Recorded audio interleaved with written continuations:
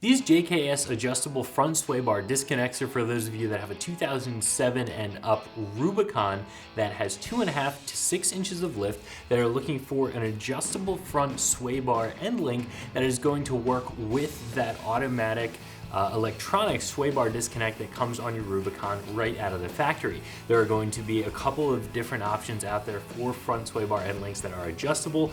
These ones say that they are specifically designed to work with those Rubicon disconnects, and the reason for that is these rubber ball ends. These are designed to give you a lot of articulation, a lot of movement, so there's not going to be any binding when you have that sway bar disconnected. Now, this is going to be fully adjustable, it's going to be greasable, it's going to be something that holds up really well as well. So for all those features, you are going to spend a little bit more money. You can of course go with one of the less expensive options. You might have some binding, you might not have a greasable option, you might have something that will end up wearing out and rattling much sooner than these would. So if you'd rather spend a little bit more money and get something quality, I would definitely look at these ones here from JKS. Overall, this is going to be a very easy installation. You're just going to unbolt those factory sway bar end links and install these ones. Of course, there is a little bit of adjusting to do, but we'll talk more about that in just a second.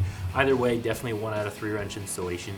That shouldn't take you more than an hour. Most sway bar end links on the market are going to have a tie rod end on one end, and these ones here, of course, don't have that. These have a rubber ball joint on both ends, and that's what's going to give you all of that articulation without any binding. So when you have that sway bar disconnected, you have full range of motion, just like it was fully disconnected and these were completely unbolted. You're not going to have any binding at all.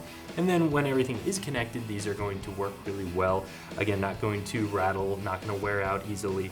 And as it says in the name, these are also going to be fully adjustable. So you're going to be able to unscrew the one end. You have a jam nut here that you'll want to tighten down. And these are also greasable on both ends, and that's important because it's going to keep them squeak free, but it's also going to help keep the rubber in good condition so it's not going to wear out and again cause any sort of rattling.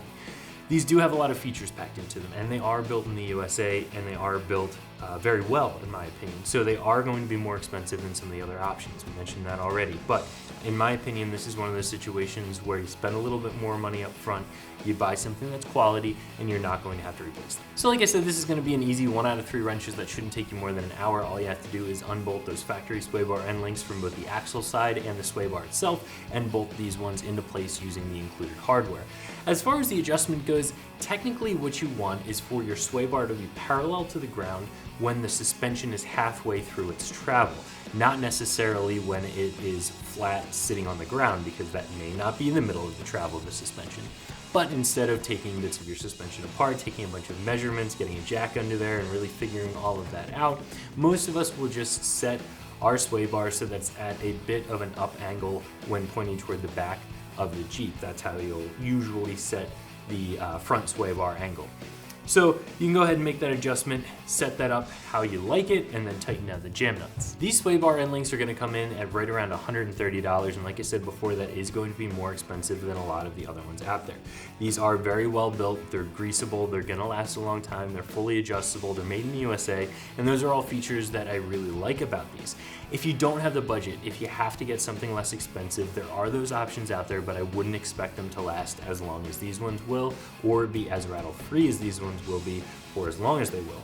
If you have the budget and you're looking for a set of adjustable sway bar end links for Rubicon, I would definitely recommend these ones. So if you're looking for a high quality set of adjustable front sway bar end links for your Rubicon JK, I definitely recommend these from JKS, and you can find them right here at ExtremeTerrain.com.